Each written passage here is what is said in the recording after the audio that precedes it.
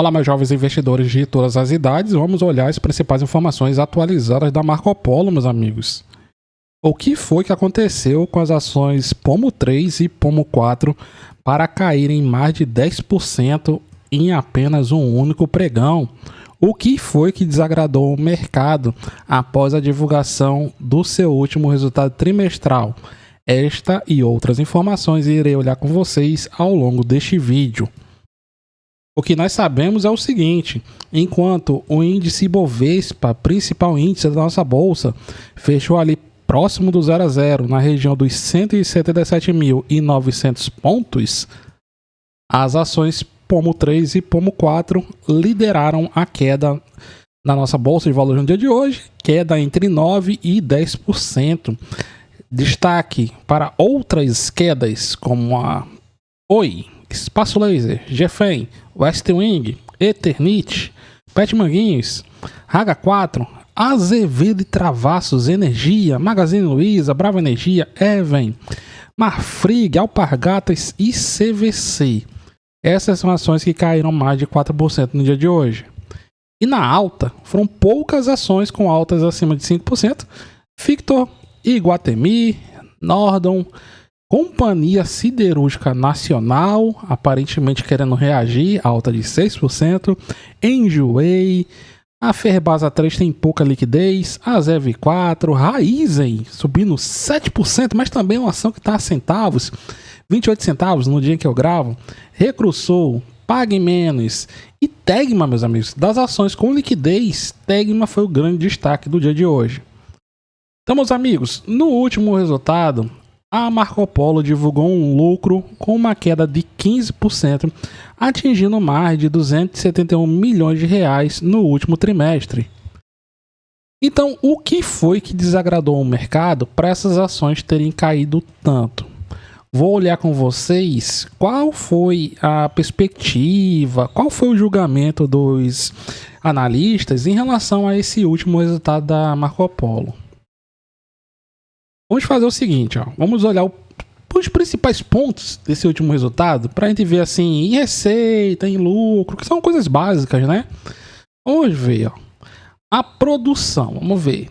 Produção total. Daqui a produção é a base de tudo, né? Quanto mais você produz, você reduzindo custos, maior é a sua receita, maior o seu lucro, teoricamente, né? Não é bem assim, tão atrelado, mas resumidamente é isso. Então, a produção foi 8% maior. No entanto, a receita cresceu menos. A receita teve um aumento de 3%. Receita líquida somando no último trimestre mais de 2.373 milhões de reais. E quando vamos pegar, por exemplo, o acumulado dos semestres, nós tivemos uma alta menor de 1,2%. Destaque para a receita no Brasil, que subiu 5%. Exportações representam a menor parte da receita, mais alta de 5,8%. E o que puxou para baixo o resultado da Marco Polo foi a queda na receita no exterior, que no semestre caiu 7%. E no último trimestre tivemos uma queda de mais de 16%. É uma queda muito acentuada. Foi compensado pela alta da receita no Brasil, mais de 11%, e exportações crescendo 16%, no mais e no menos, receita no trimestre subindo 3%. Quando vamos pegar lucro bruto caindo entre 8,5% e 12,5%, EBITDA no semestre queda de 2,5%, no trimestre caindo 15%, assim como o lucro líquido. No acumulado do ano, o lucro caiu nos 6 primeiros meses desse ano, comparado com os 6 primeiros meses do ano passado, 5%. Então veja que os principais indicadores deram uma piorada. Em relação a ROIC, caiu de 26% para 23%. E o ROI, retorno sobre o patrimônio líquido, aumentou um pouquinho, de 30% para 31,5%. Mas não mais ou menos, de maneira geral, a companhia teve piora em indicadores básicos. E quando vamos pegar, por exemplo, o lucro, o que é que você vai notar no lucro? A margem líquida da companhia ficou menor, com lucro menor, lucro caindo, receita com alta, representa um menor resultado. A margem líquida agora, por exemplo, caiu dos trimestres de quase 14% para 15,5%. E quando vamos pegar o comparativo anual, ele caiu de 14% para 13%. Um dos pontos importantes é em relação à relevância da Marco Polo para o mercado brasileiro. A produção de carrocerias da Marco Polo em relação à participação aqui no mercado brasileiro, ele subiu de 47,7% para 48,3% do total de produção aqui no nosso mercado, sendo representado pelo principal segmento, micro-ônibus. Micro-ônibus tem um market share de mais de 63%, mas houve uma leve queda, caiu de 64,7% para 63,3%. E quando vamos olhar a alavancagem, é muito importante, né, num cenário de Selic elevada, verificar se é uma empresa que está muito endividada. Em relação à parte industrial da Marco Polo, não tem endividamento. Dívida líquida sobre o EBITDA de 0,3%. Porque como a Marco Polo tem um banco, se você for pegar a alavancagem, vai dar uma alavancagem menor. Mas a parte de produção de carrocerias, de ônibus, ela não tem endividamento. Tá? A empresa aqui bem redondinha. Vamos dar uma olhada agora nos principais pontos deste último resultado. O que foi que chamou a atenção? E no caso, claro, dando destaque para a parte negativa. Se no ano passado a Marco Polo conseguiu entregar um segundo trimestre forte, depois de um começo de ano mais fraco, em 2026, como vimos até agora, isso não aconteceu.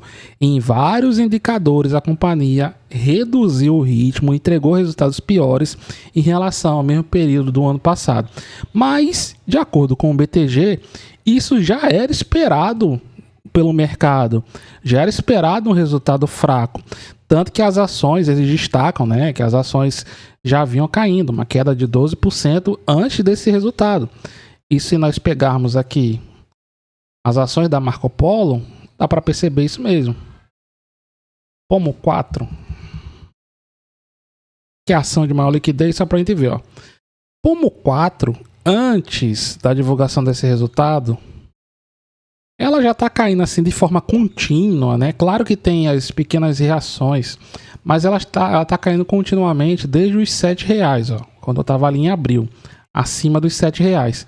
Desde então vem no canal de baixa e hoje, primeiro pregão após a divulgação do último resultado, deu uma acentuadazinha. Então o que você vai perceber aqui? Ó? Nos últimos tempos, de abril para cá, o papel nunca mais voltou acima dos R$7. Então, se pegarmos essas quedas, nós temos entre abril e agora, antes do resultado, uma queda de aproximadamente 24%. E com o fechamento de hoje, é uma queda que passa a 2,31%. E isso na perspectiva dessas últimas semanas, desses últimos meses. Quando vamos pegar, abrindo o gráfico e voltando mais, o que você vai perceber?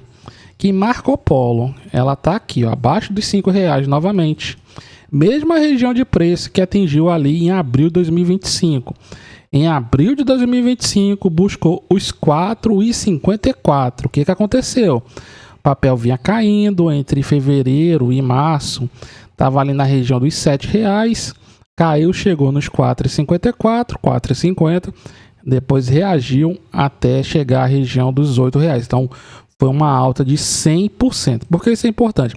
Porque essa região abaixo dos R$5 é uma região que tradicionalmente demonstra interesse por parte dos compradores. Vamos aguardar nas próximas semanas se entra interesse comprador tanto aqui na Marco Polo, como nós vimos, é uma zona de preço importante, nas ações 3, quanto também nas ações 4 e nas ações 3, né? Veja que as ações 3, mesma coisa. De abril para cá, queda. A queda chegou aqui até o resultado 25%. E no fechamento de hoje, quase 32%. E quando vamos abrir o gráfico, voltando no tempo, o que você vai notar? Ó? Em abril de 2025, a queda foi até maior. Então, Pomo 3, para chegar no mesmo patamar de abril de 2025, tem mais ou menos R$1 de queda. Um potencial de mais ou menos R$1 de queda.